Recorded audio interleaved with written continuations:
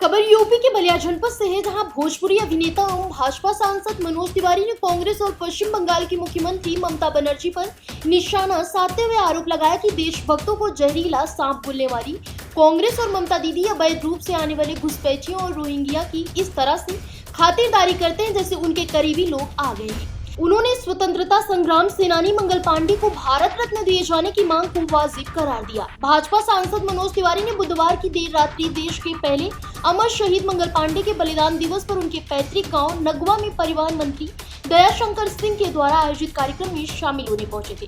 इस दौरान उन्होंने मीडिया से बातचीत करते हुए कांग्रेस और पश्चिम बंगाल की मुख्यमंत्री ममता बनर्जी पर निशाना साधा है। भाजपा सांसद ने कहा, पश्चिम बंगाल ममता बनर्जी को सत्ता से किनारे कर देगा। इन लोगों ने मां माटी और मानुष तीनों को रुला दिया है। वहां कोई अपने मंदिर में खुले तौर पर पूजा नहीं कर सकता है। अपने त्योहार मनाने के लिए तमाम साजिश हो जाती है। अब ममता दीदी जा रही है, भाजपा आ रही है। और ऐसे दो विषैले सांपों से और कोबरा से बच के रहना चाहिए। देखिए, पूरा पश्चिम बंगाल ना ममता दीदी को एकदम किनारे कर देगा सत्ता से। इन लोगों ने माँ माटी मानुष तीनों को रुला दिया है। वहाँ कोई अपने मंदिर में पूजा नहीं कर सकता खुल के। अपने त्योहार मनाने के लिए उसको तमाम साजिश मतलब उसके खिलाफ साजिशें हो जाती हैं।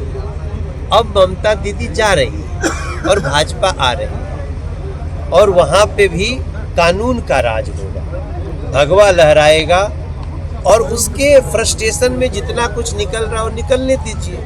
हमें दुख तो इस बात का है कि इस लोकतंत्र में सबको अपनी बात कहने का अधिकार है।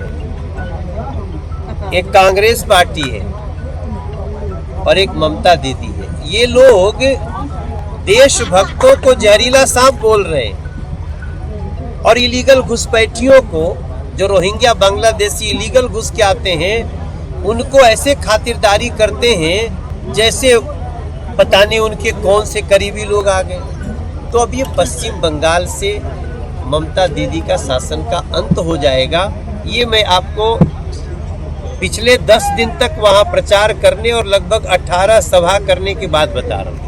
और ममता बनर्जी का एक और बयान आया है। उन्होंने कहा है कि बीजेपी को वोट देने का मतलब है कि हम मीट मांस नहीं खा पाएंगे। उत्तर प्रदेश में खाली शाकाहारी लोग रहते हैं क्या? उत्तर प्रदेश में किसी के खाना खाने पे प्रतिबंध है क्या? अब आप सोच लीजिए कि ऐसी उलूल जुलूल बात कौन कर सकता है? वही कर सकता है जो अभी तक इलीगल घुसपैठियों के वोट पे जीतता था।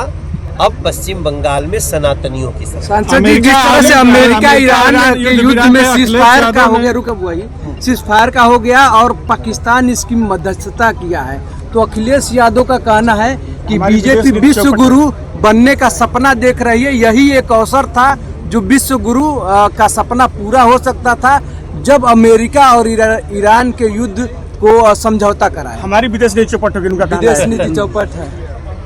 अरे वो पहले समाजवादी पार्टी की नीति बना लेना, उसके बाद विदेश नीति। लेकिन देखो, ये मंगल पांडे जी की जगह है। मैं यहाँ पॉलिटिकल होना नहीं चाहता हूँ।